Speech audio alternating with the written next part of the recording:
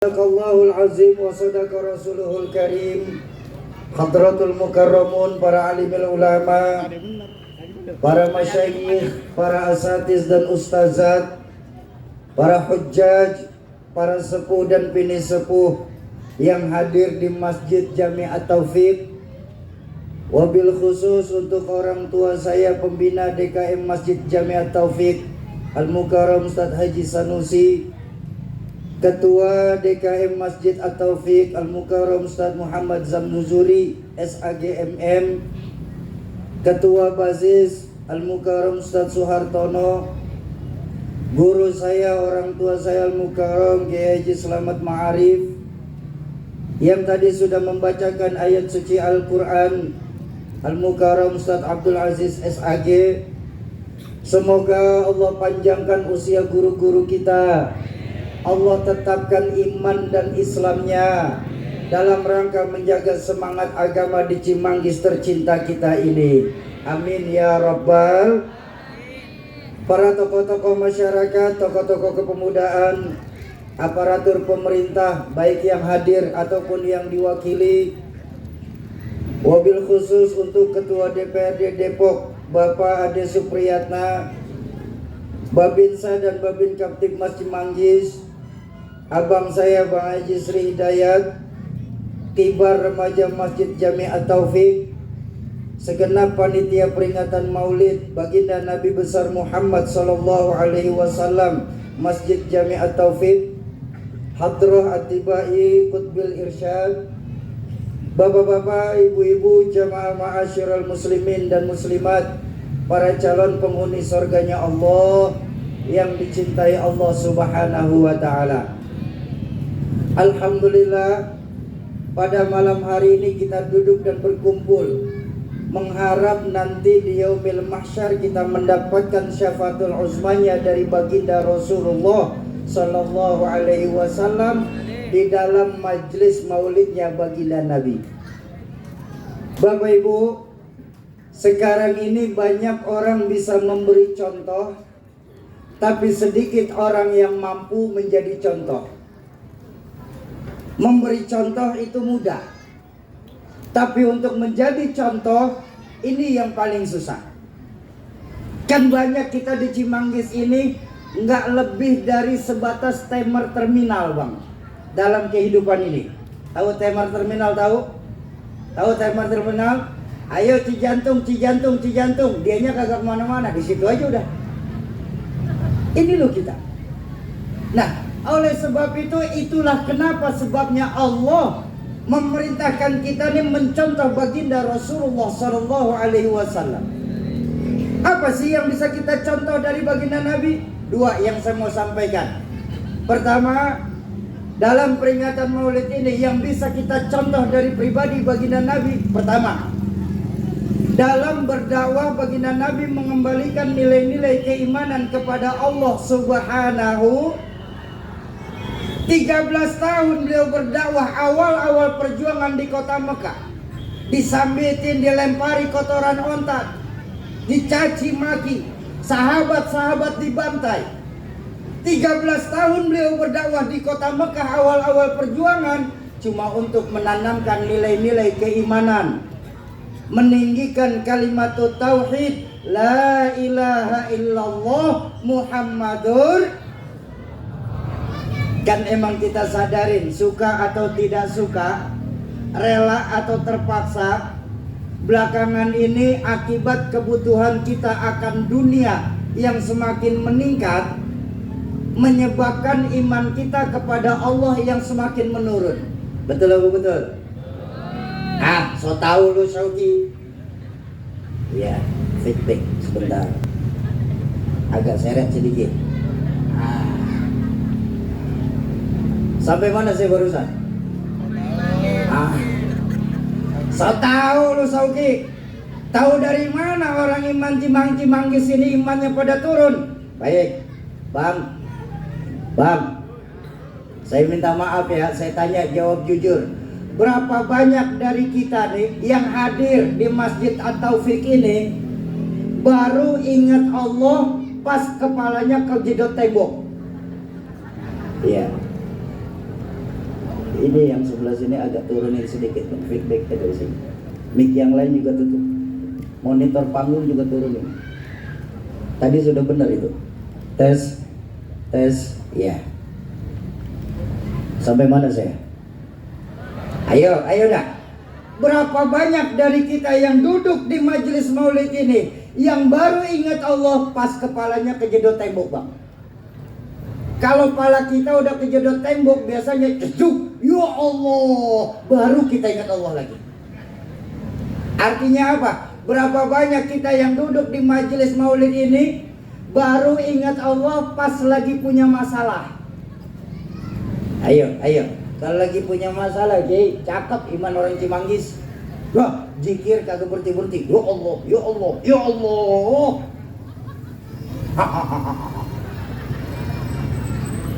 Sholat belum azan udah masuk masjid At-Taufik. Sama kiai langsung dekat. Ngapa? Lagi punya masalah. Tapi begitu lolos kita dari masalah, jalan ke At-Taufik nyasar lagi kita dia. Ini loh kita. Banyak dari kita saat ini salah dalam memandang agama kita sendiri, Pak. Makanya pantas ketika Al-Imam Ibnu Hajar Al-Asqalani pernah mengajarkan, inna salasun khasaisu khatiratun 'alal muslimin. Sesungguhnya ada 3 sifat yang jangankan 3-tiganya ini, satu aja ada di dalam diri kita umat Islam, orang Islam ini, maka percayalah Pak, kita ini sangat berbahaya bagi umat Islam yang ada di Cimanggis ini. Imam Ibnu Hajar Al-Asqalani mengajarkan ada 3 sifat yang jangankan 3-tiganya, satu aja ada dalam diri kita orang Islam, maka diri kita sangat berbahaya bagi umat Islam lainnya. Apa itu, Syauki? Pertama, sifat yang sangat membahayakan bagi umat Islam. Pertama, man i'tasama bi'aqlihi dhalla. Barang siapa yang mengambil hukum agama berdasarkan akalnya belaka, maka percayalah dia akan tersesat selama-lamanya di dalam itu, Pak. Ayo, berapa banyak dari kita sekarang ini mengerti agama cuma berdasarkan logika. Ketika nggak masuk logika, maka akhirnya kita tolak mentah-mentah agama kita. Padahal saya minta maaf, yang namanya agama ada hal-hal yang bisa dijelaskan, tapi juga banyak dalam agama ini hal-hal yang nggak bisa dijelaskan. Tapi hebatnya dalam Islam, ketika bertemu dengan hal-hal yang tidak bisa dijelaskan, bisa ditangkap dengan nilai-nilai keimanan kepada Allah. Buktinya, idza arada syai'an ayyaqula lahu kun. Bu, kalau hukum otak itu terbenturnya 2 perkara. Hukum otak terbentur pada 2 perkara. Apa? Sebab akibat. Iya, silakan. Ya, Bu Lurah. Oh iya, selamat datang Bu Lurah. Terus. Iya, terus kemarin lihatnya. Abang bapak lurahnya perempuan. Emang enak ngomong kagak diliatin.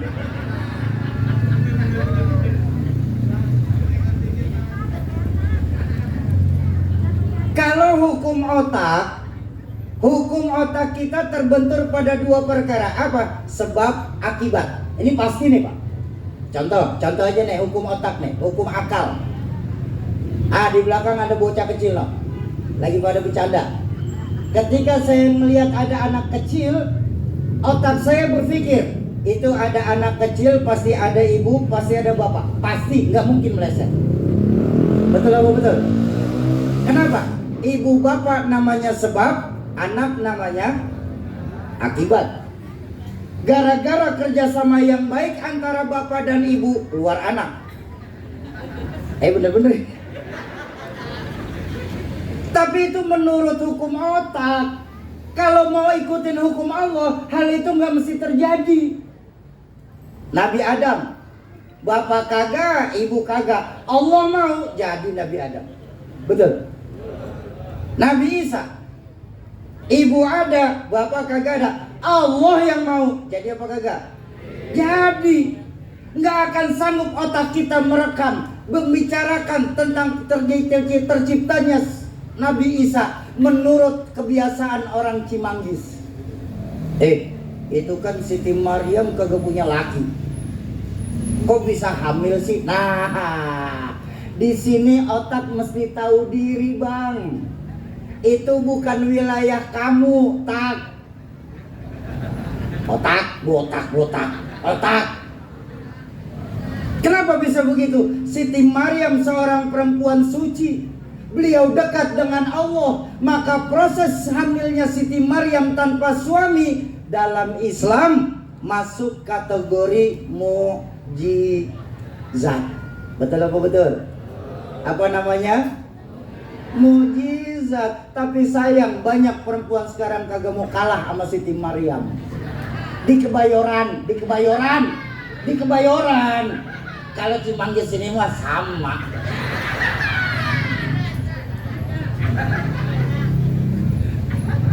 Ini loh kita sekarang sering menarik hukum agama masuk ke dalam logika. Ketika kagak nyampe, akhirnya kita jadi lupa diri, Pak. Kita jadi sombong kepada agama. Contoh.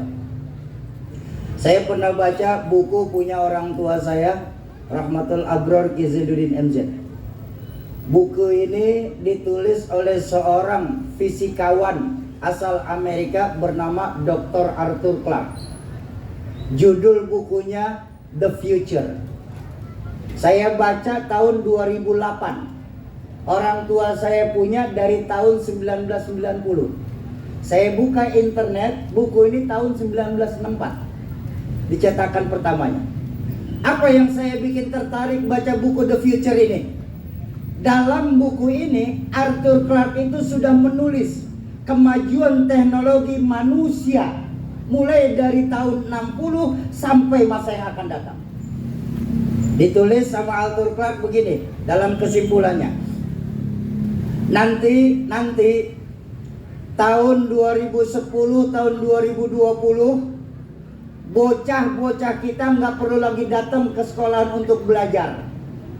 Kenapa? Karena nanti tahun 2010, 2020 akan ditemukan oleh ilmuwan-ilmuwan dunia mechanical of educator, mesin pengajar. Kejadian gak? Kejadian. Sekarang ada teknologi yang namanya internet. Malahan 2020 kemarin nyata tuh, Bang. Bocah kita sekolahan dari rumah. Betul? Gara-gara kopet. Apa? Ya beda satu huruf apa sih? Terjadi itu. Lalu kata Arthur Clarke, nanti tahun 2040-2050 kita manusia nih sudah bisa mendekati kecepatan cahaya 15.000 km per menit. Saat ini kecepatan kita manusia ini menembus 11.000 km per jam kecepatan suara. Artinya ini sudah mulai dibangun, Bang. Teknologi kecepatan suara, kecepatan cahaya sudah mulai dibangun sekarang. Ada pesawat teknologi Amerika bernama Stealth, itu dibangun sudah menembus kecepatan 13.000 km per jam. Artinya pesawat Stealth Amerika itu keliling dunia ini cuma 3 jam selesai. 2040-2050 teknologi itu sudah dibangun. Lalu ketika kita sudah bisa menembus kecepatan cahaya, maka nanti 2060-2070 kita umat manusia, kata Arthur Clarke, sudah bisa melakukan perjalanan antar planet, interflight sailor. Ya. Apa tidak terjadi? Terjadi saat ini, Pak. Silakan Bapak Ibu buka dalam internet. Di internet itu ada seorang multimilioner asal Amerika yang bernama Elon Musk. Ya. Dia lagi bangun sebuah roket luar angkasa yang mampu mengantarkan manusia pulang pergi dari bumi ke bulan, balik lagi ke bumi. Tahun 64 Arthur Clarke sudah membaca kemajuan teknologi manusia saat ini. Bayangkan, tahun 64 orang Amerika sudah berpikir bagaimana kita bisa hidup di bulan. Betul? Sekarang tahun 2025 kita di Cimanggis masih pusing memikirkan bagaimana hidup dari bulan ke bulan. Lah pajak naik.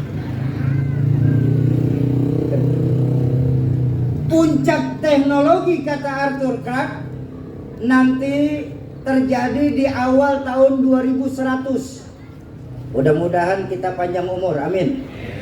Tahun 2100 nanti, kata Arthur Clarke, saking majunya teknologi manusia akan ditemukan semacam immortal of humanity, sistem kekebalan abadi.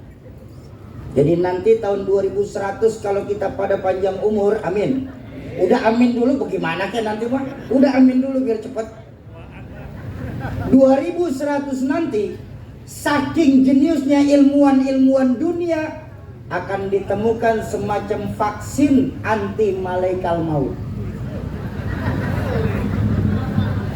Nah, sampai sini baru kelihatan sombongnya kita kepada Allah. 15 abad yang lalu Allah sudah memperingati lewat Al-Quran, kalla innal insana la yatgha ar-ra'ahus tagna. Kalian manusia jangan suka lupa diri. Sungguh kalian manusia sering lupa diri ketika posisi berada di atas puncak. Ya puncak kekuasaan, ya puncak kejayaan, lebih-lebih puncak ilmu pengetahuan, Bang. Bagaimana mungkin ada pil anti malaikal maut? Sedangkan kita ditetapkan dalam Al-Quran, kullu nafsin dha'iqatul maut. Semua kita pasti akan merasakan yang namanya kematian. Ini loh kita. Makanya wajar seorang ilmuwan yang ateis bernama Albert Einstein. Ini ateis Albert Einstein. Dia kagak percaya Tuhan, tapi percaya sama agama. Dia nggak percaya Tuhan, tapi percaya sama agama. Albert Einstein pernah bilang begini, knowledge without religion was going blind. Ilmu pengetahuan yang tanpa didasari dengan agama, maka dia akan buta jadinya. Ini loh sekarang. Banyak dari kita sekarang ini salah dalam memandang agama kita sendiri, Pak. Satu contoh lagi. Biar lebih gampang pakai contoh aja, dan ini contoh nyata. Saya pernah didatengin sama seorang kawan. Ya emang saya berkah silaturahmi. Saya punya berbagai macam jenis kawan, Pak. Mulai dari orang soleh sampai orang salah ada. Bener-bener gitu. Dari ahli sejadah sampai haram jadah punya saya. Nah, satu hari teman saya yang haram jadah itu datang sama saya protes. Oke, apa bang? Islam itu susah ya. Islam itu agama yang kaku. Islam itu nggak fleksibel. Islam itu terlalu banyak aturan. Islam itu terlalu banyak larangan. Ini kagak boleh, itu kagak boleh. Nggak cocok. Islam itu tinggal di era modernisasi dan digitalisasi seperti sekarang ini. Islam itu agama tahun onta gigit besi. Sekarang zamannya handphone gigit kuota. Nggak cocok. Islam tinggal di zaman sekarang ini. Saya bilang, bang, bukan Islamnya yang terlalu sulit dan kaku, kitanya yang salah dalam memandang Islam itu sendiri. Islam ini agama yang paling mudah. Bahkan baginda Rasulullah Sallallahu Alaihi Wasallam, kalau untuk urusan umat Islam selalu dicari yang paling mudah. Diajarkan dalam hadis beliau, ketika kita mengajar agama tentang Islam itu, yassiru wala tu'assiru. Kalau bisa yang mudah, kenapa sih kita mesti mempersulit dalam Islam? Basyiru wala tunaffiru. Kalau bisa digembirain dalam beragama, kenapa mesti ditakut-takutin? Ayo jujur, ini kan kita dalam beragama sering banget nakut-nakutin, Bang. Ini kagak boleh, itu kagak boleh, begini haram, begitu dilarang, ini bid'ah, dikit-dikit bid'ah, dikit-dikit neraka. Emang neraka punya bapak moyang kita, Bang? Gampang banget masukin orang ke dalam neraka. Sedangkan baginda Nabi, kalau untuk urusan umat selalu dicari yang paling mudah, Bang. Contoh, ini kisah nih. Satu malam selepas Sayyidina Bilal mengumandangkan azan, baginda Nabi belum keluar dari rumah. Ditunggu sampai, kalau kata kita jam 8 dah, Nabi masih belum keluar. Ntar kali Nabi kemalaman kali nih. Sampai jam 12 masih belum keluar juga. Sampai jam kira-kira mau sepertiga malam terakhir, nih sahabat udah pelosodan nih. Ya kalau bahasa kita kan pelosodan. Ya, sahabat udah pelosodan. Ini bagaimana ini? Bentar lagi mau subuh. Kalau kita nunggu Nabi, iya kalau Nabi keluar. Kalau Nabi kagak keluar, Isa kagak, subuh kesiangan. Akhirnya Sayyidina Umar tampil. Tenang, saya cari akal, kata Sayyidina Umar. Sayyidina Umar bangkit, jalan ke samping rumah Nabi. Dia bikin kegaduhan. Rupanya ini cikal bakal orang bangunin sahur. Sayyidina Umar nih, dia bikin kegaduhan di samping rumah Nabi. Apa gue dipukulin, Bang? Ya macam orang bangunin sahur kan begitu tuh. Apa aja dibikin kerusuhan, berisik sekali. Jam 3 tepat, sepertiga malam terakhir, baginda Nabi keluar. Sudah pakai pakaian mau untuk sholat berjamaah. Ya sudah, ayo Bilal, azan, qomat. Qomat Bilal, lalu sholat berjamaah. Rabi sholat, Sayyidina Ali bertanya kepada baginda Nabi, ya Rasul, ada apa nih? Tumben subuhnya apa isanya kesiangan gini sih? Ini udah hampir subuh ini. Emang tidurnya pules banget apa? Baginda Nabi tersenyum, enggak, saya enggak tidur kok. Lalu kenapa sholat isya di akhir waktu begini Nabi? Baginda Nabi bersabda, sungguh seandainya aku tidak akan memberatkan umatku nanti, maka niscaya aku akan perintahkan umatku untuk sholat isya di akhir waktu. Allahumma sholli ala sayyidina Muhammad. Tapi karena Nabi tahu kita nih jangankan isya lah subuh aja kesiangan. Kalau coba bayangin isya disunahinnya di akhir waktu, kagak ada yang sholat isya, Bang, kita, Bang. Makanya di-compare sama ulama, ada hadis lain baginda Nabi bersabda apa?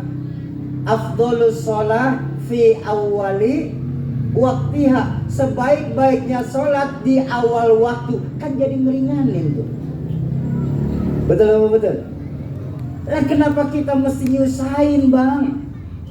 Yang sholat subuh pakai kunut, sama yang nggak pakai kunut pakai marah-marahan. Emang apa begitu?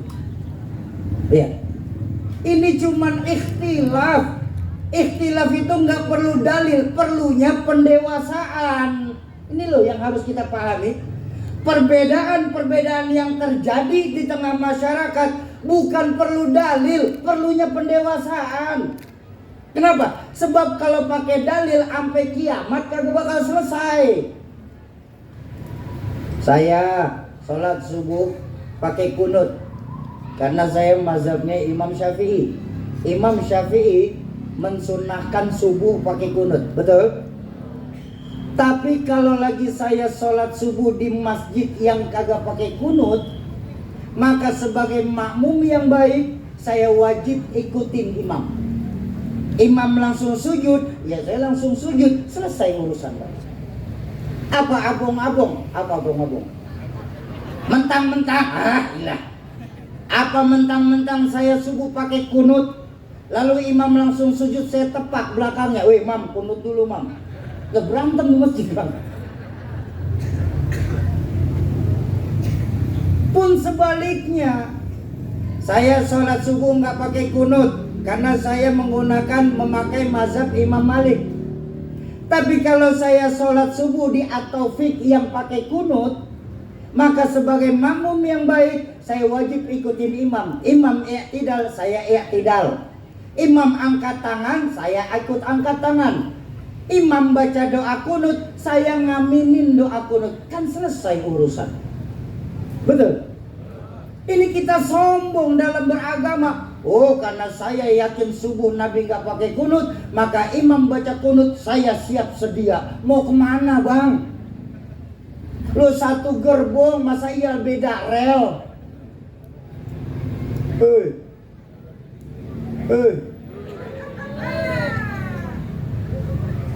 Perbedaan yang terjadi bukan untuk berpecah belah. Kan Nabi sendiri ngajarin, perbedaan yang terjadi di tengah-tengah umatku itu adalah rahmat, selama tidak untuk berpecah belah. Yang demen maulid kayak malam ini bagus, terusin. Nabi girang, lalu Nabi juga peringatin kok hari lahirnya. Kapan? Hari Senin. Beliau selalu berpuasa hari Senin. Itu kan dalam rangka memperingati. Saya bersyukur karena ini wulitu fi yaumil isnin. Saya dilahirkan di hari Senin. Kata siapa Nabi kagak peringatan maulid? Nabi juga memperingati maulidnya kok. Dengan apa? Berpuasa. Kan para sahabat nggak ada yang maulid. Kalau maulid bagus, sahabat pada ngikutin maulid. Lah sahabat masih zaman Nabi, masih ketemu. Lah kita udah kepisah 15 abad. Yang senang maulid terus, bagus. Insya Allah kita semua mendapatkan syafatul uzmanya Nabi. Tapi yang kagak demen udah diem-diem aja. Jangan pakai ngata-ngatain maulid, bid'ah masuk neraka. Yang mabuk masih banyak bang, ngapain yang maulid dilarang? Kita kayak kurang kerjaan. Ayo dalam berdakwah cari persamaan, jangan pernah memperbesar perbedaan. Sama-sama umat Islam, kita saling asuh. Jangan sama-sama kita saling gasak, gesek, gosok. Setuju? Jadi saya tekankan, Islam itu bukan, tapi kan Sauki kata teman saya, apa? Islam itu agama yang banyak larangan Sauki. Begini dilarang, begitu dilarang, ini haram, itu haram Sauki. Saya bilang bang, makanya ngajinya sama guru, jangan dari internet. Ini kan banyak kita ngaji sama chat GPT. Betul? Mazhab fikihnya al-instagramia. Makanya jangan heran, kita sekarang umat Islam banyak tahu tapi kagak tahu banyak. Ahlan wasahlan. Ya.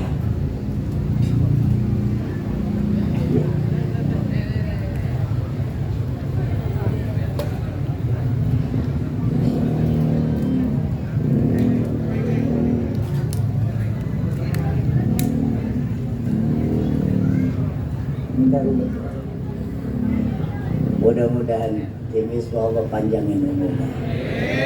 Orang tua saya beliau sering bareng sama ayah. Sampai mana sih barusan? Iya. Saya bilang, makanya ngajinya mumpung nih di mana kita Cimanggis nih masih banyak guru. Ngajilah kita langsung sama guru. Jangan ngaji sama internet. Akhirnya kita jadi sering tertipu. Islam itu bukan agama larangan. Bahkan buat saya bang, feedback lagi bang, monitornya jangan digedein lagi bang, tadi sudah benar.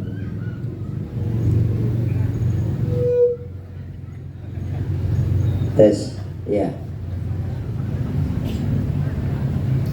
Di mana-mana Kalau dungnya sudah datang, trek-treknya mau kudu minggir. Ini dungnya udah hadir nih, ya. Maka 5 menit lagi saya ngomong. Saya mau bilang, terakhirnya saya mau bilang, dalam Islam itu bukan agama larangan, Islam itu agama aturan. Tapi Syauki, apa? Dalam Islam nggak boleh, haram minum-minuman keras, khamar, bir, topi miring, amer, yang mabuk kagak mulut bau. Bang, amer kan begitu bang, minum banyak mabuk kagak bekonde doang malah. Lu ngerasain lu ya? Saya bilang kata siapa? Kata siapa umat Islam gak boleh minum khamar, gak boleh minum bir? Emang boleh? Boleh. Dan Nabi ngajarin apa? Bahwa al-khamru ummul khaba'is, kata teman saya. Khamar itu biangnya kejahatan. Oh, saya bilang bang, Islam itu agama yang paling enak bang. Kata siapa kagak boleh minum arak, minum bir? Boleh jadi? Boleh, silakan minum sepuas-puasnya. Boleh dalam Islam minum bir, tapi nanti di dalam sorga, bukan di Depok minumnya bang. Lah kagak percaya? Ayo, buka surah Muhammad. Jelas banget itu diajarin kita di surah Muhammad. Sungai yang mengalir di dalam surga itu terdiri dari 3. Wa anharum min labanin lam yataghayyar ta'muh. Sungai yang terdiri dari susu yang saking lezatnya itu susu kita minum nggak akan mampu mengenyangkan perut kita. Yang kedua, wa anharum min khamril ladzatil lisyaribin. Sungai yang terdiri dari arak, bir, tuak, yang betapapun lezatnya itu sungai, itu arak, itu bir, nggak akan mampu memabukkan kita di dalam surga. Dan yang ketiga, wa anharum min asalin musaffa. Sungai yang terdiri dari madu, yang sedikit pun kita minum itu madu, Allah akan kasih kita karunia sehat selama-lamanya di dalam surga. Boleh apa kagak minum arak? Boleh, nanti di dalam surga, bukan di Cimanggis. Lah kan pertanyaan gampang. Mampukah kita bertahan di kehidupan yang sementara ini demi kehidupan kita yang lebih hakiki nanti di dalam surga? Betul. Sampai guru saya Kiai Samsul ngajarin, wa malladzatu illa ba'da ta'ab. Tidak ada yang namanya kenikmatan tanpa bersusah payah terlebih dahulu. Berakit-rakit kita ke hulu, berenang-renang kita ke tepian. Emang berapa lama sih kita tinggal di dunia ini? Saya tanya dah. Akhirnya jadi saya tanya dah deh. Ayo, berapa lama kita tinggal di dunia ini? Qaid mengajarkan usia umat Nabi ngikutin nabinya. Ada yang tinggal di dunia ini 2000 tahun bang, Nabi Adam. Maka usia umat Nabi Adam saat itu rata-rata 2000 tahun. Wah Sauki, udah ngomong kenceng, salah lagi lu. Emang salahnya di mana? Nabi Adam itu umurnya cuma 850 tahun. Baik, 850 tahun umur Nabi Adam itu umur dunia bang. Jangan lupa, Nabi Adam itu 2 hari tinggal di sisi Allah. 1 hari di sisi Allah, 1000 tahun di dunia. Ya, hari pertama Nabi Adam diciptakan pagi hari. Siang, wa 'allama Adam al-asma'a kullaha. Allah memberikan pengetahuannya kepada Nabi Adam.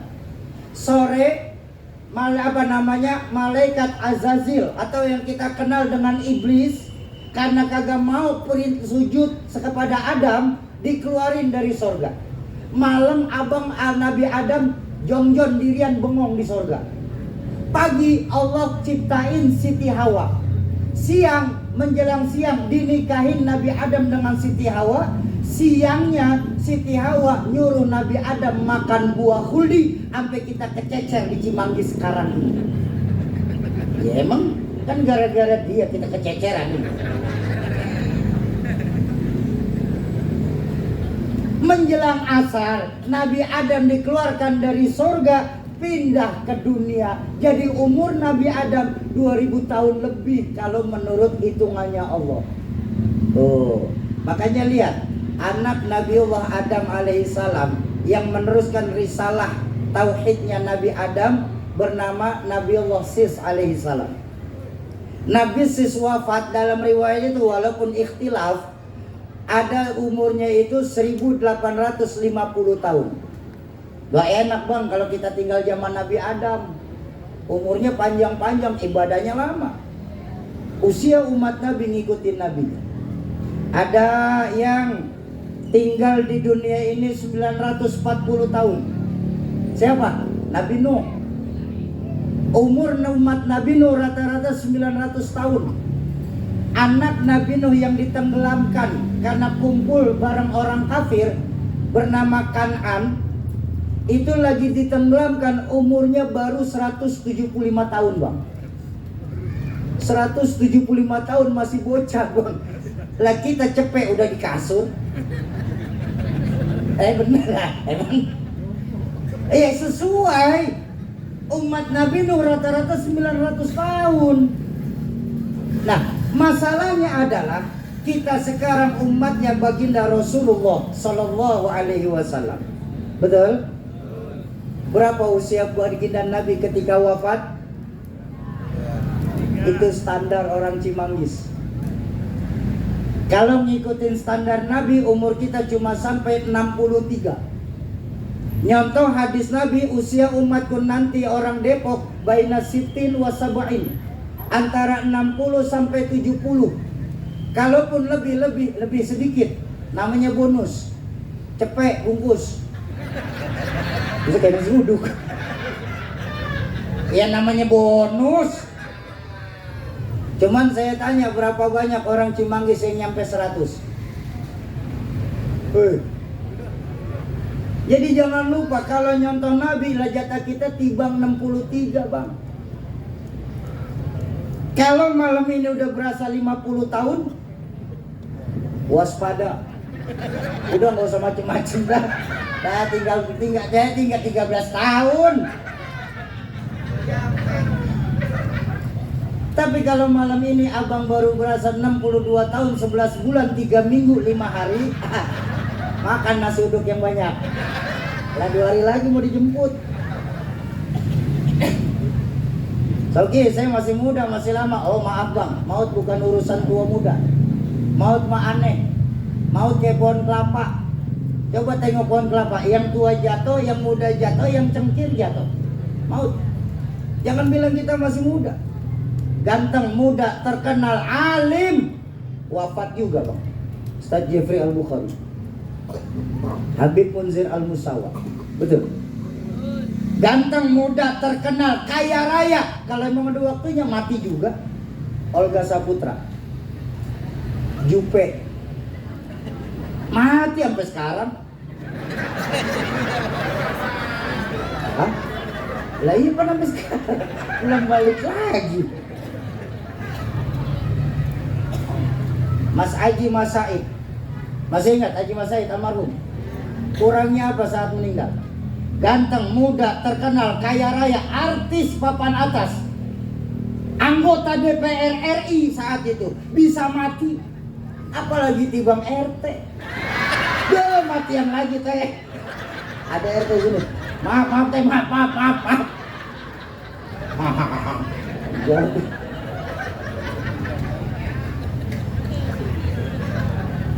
Apa yang bisa kita sombongin di dunia ini bang? Kullu man 'alaiha fan wa yabqa wajhu rabbika dzul jalali wal ikram. Semua ini hanya kefanaan belaka. Makanya dalam Al-Quran kita ditegaskan, wa mal hayatud dunya illa lahun wa la'ib. Tidaklah kehidupan di dunia ini cuma sebatas permainan dan senda gurau. Kalau kita sadar hidup hanya sebuah permainan, maaf untuk kita yang duduk di majelis mulia ini, bermainlah yang cantik bang. Supaya apa? Supaya dapat piala dari Allah. Apa piala kita? Emas, permata, kecil buat Allah bang. Karena piala yang nanti akan Allah berikan pertama kali buat kita di yaumil hisab, di yaumil mizan. Ketika kita sudah berhasil melewati yaumil hisab, kita ambil rapot di yaumil mizan tuh. Iya kan? Betul atau betul? Kalau ijazah kita asli, nerima rapotnya tangan kanan. Kalau ijazahnya palsu, sampai sekarang kagak ketahuan. Yaumil hisab, lu kemana-mana sih pikirannya?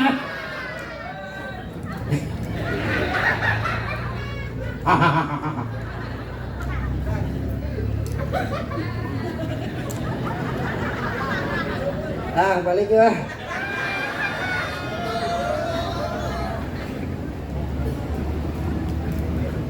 Ketika kita menerima rapot dengan tangan kanan, disitulah pertama kali Allah berikan kita kebahagiaan, Pak.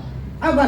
Berupa langsung ucapan dari arusnya Allah kepada mereka yang menerima rapot tangan kanan di yaumil mizan. Salamun qaulam mir rabbir. Subhanallah. Pernah bayangin gak bang, kita dapat salam dari Allah? Ibu, Bu, dulu belum nikah, ibu dapat salam dari cowok yang ibu kenal. Bah, semalaman kagak tidur. Padahal tibang sangat doang. Bapak-bapak saya dapat salam dari Pak Prabowo Subianto. 3 hari keliling Cimanggis, ceritanya itu doang. Kalau kita bangga dapat salam dari Presiden Indonesia, lalu kenapa kita nggak mau rebutan salam dari Allah Subhanahu wa Ta'ala nanti di yaumil hisab? Ayo, lewat peringatan Maulid, kembalikan lagi nilai-nilai keimanan kita kepada Allah. Kalau kita sendiri, yang kedua Allah. Kalau kita berdua, yang ketiga Allah. Jangan pernah pisahkan Allah dalam hidup kita. Ini kan enteng banget kita ngomong. Kita lagi jongjon sama pacar kita, ngelakuin hal yang iya, kan emang iya. Begitu sudah selesai, bang, nanti bagaimana kalau saya hamil, bang? Itu mah nanti bagaimana yang di atas? Setan. Kalau gua kayak begini baru ingat Tuhan. Makanya nanti benar, nanti di akhirat yang paling banyak komplain sama manusia itu setan, bang.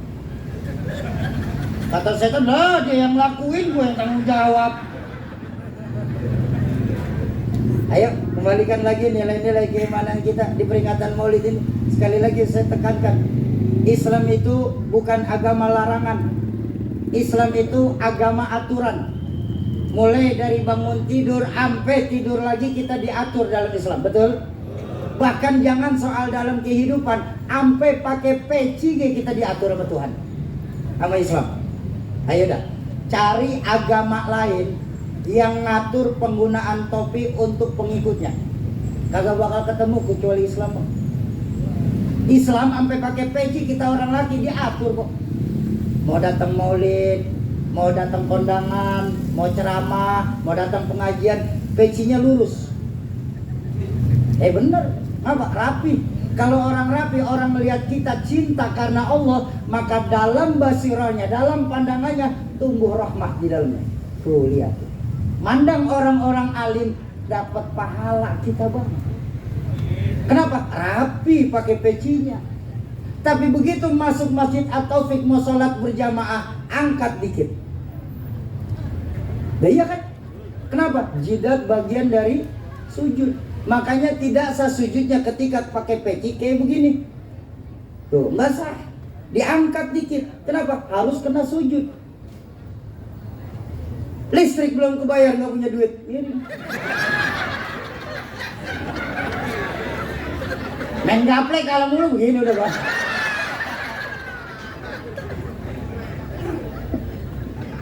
Jadi ayo.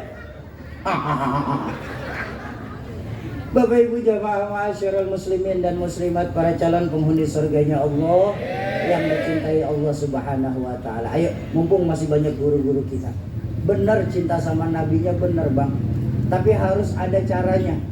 Ini sekarang kita salah kaprah. Akibat apa? Akibat mengakali agama, bang. Apa buktinya nih? Sekarang ini banyak dari kita lebih senang menghidupkan yang sunnah daripada ngejalanin yang wajib.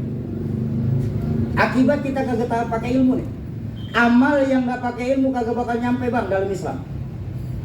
Ya, amal yang kagak pakai ilmu nggak bakal nyampe. Ilmu yang kagak diamalin ya sama juga bohong. Jadi ilmu dan amal dan ilmu dalam Islam itu dua paket yang nggak bakal bisa misah. Tapi sayang, kita umat Islam nih sekarang gara-gara senang amal tapi nggak didasari dengan ilmu, kita lebih senang ngidupin yang wajib daripada ngidupin yang sunnah, tapi lupa jalanin yang wajib. Contoh, Qobliyah Ba'diyah hukumnya apa?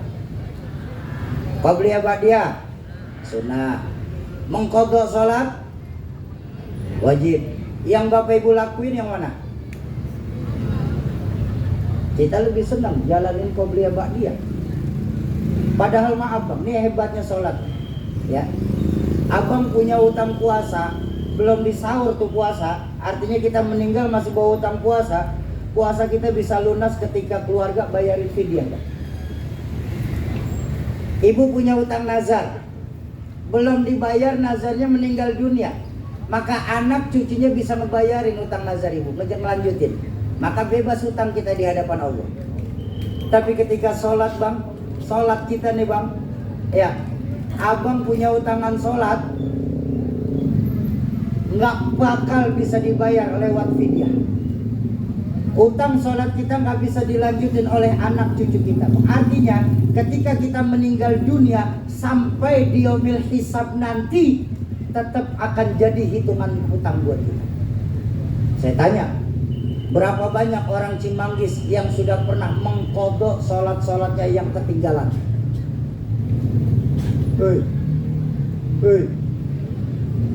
Menghidupkan sunnah boleh, tapi jangan sampai menggugurkan yang wajib. Ini kan ada juga.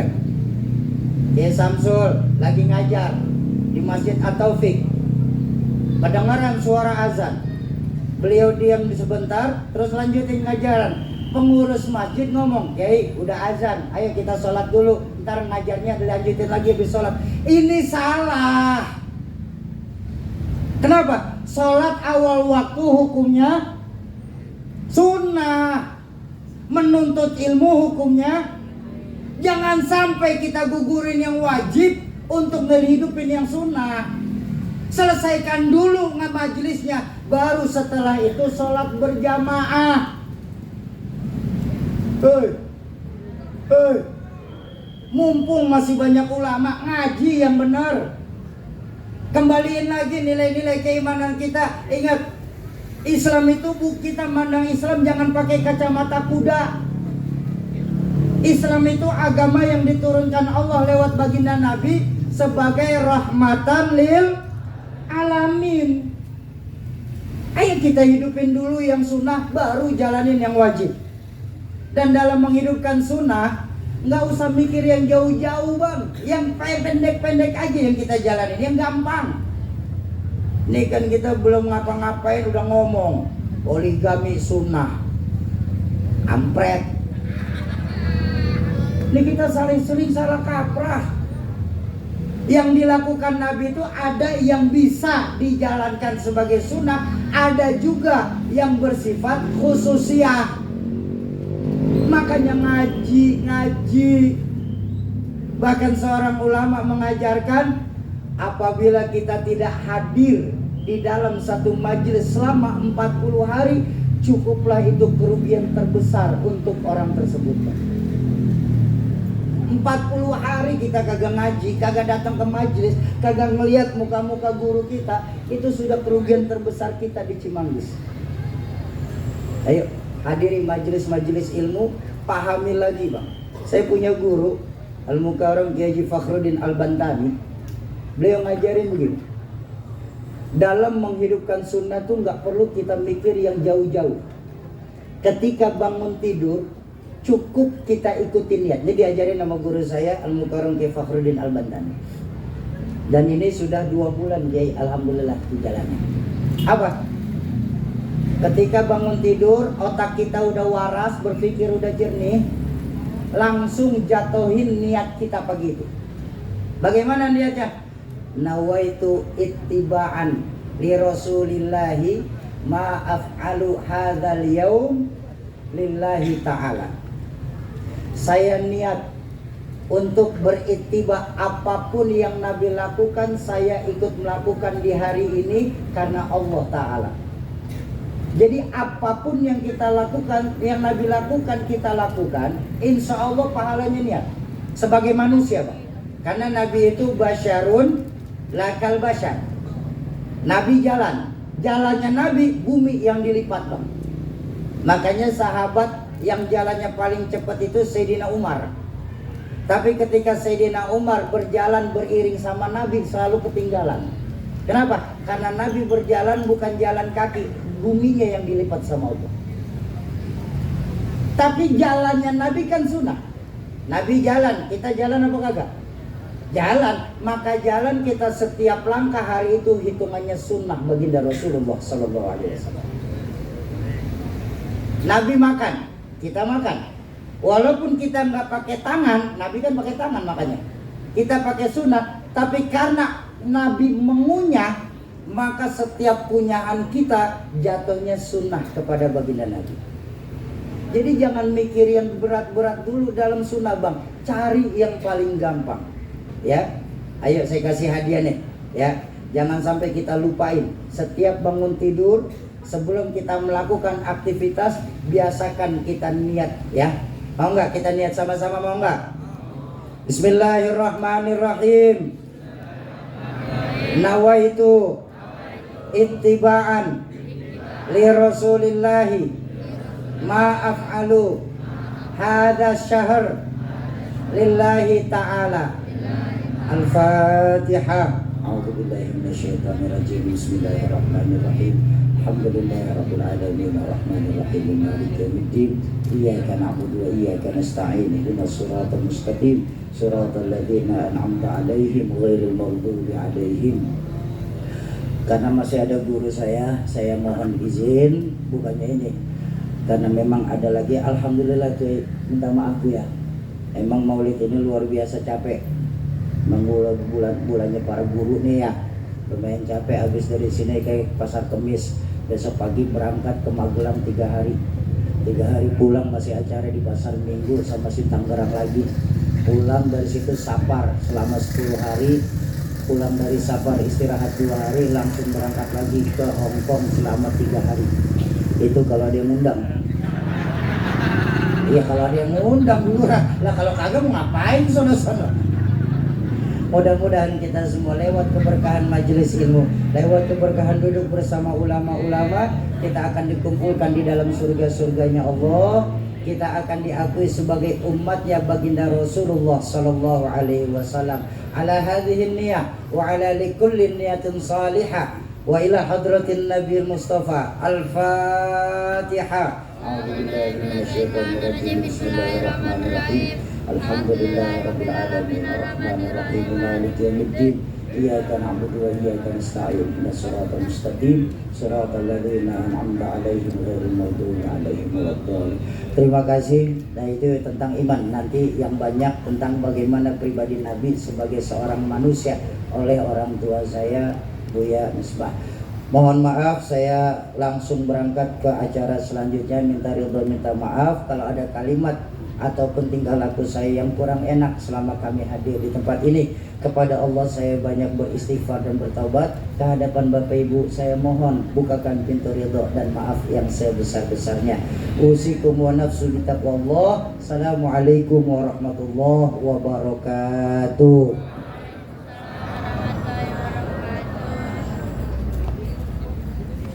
Jangan bangun.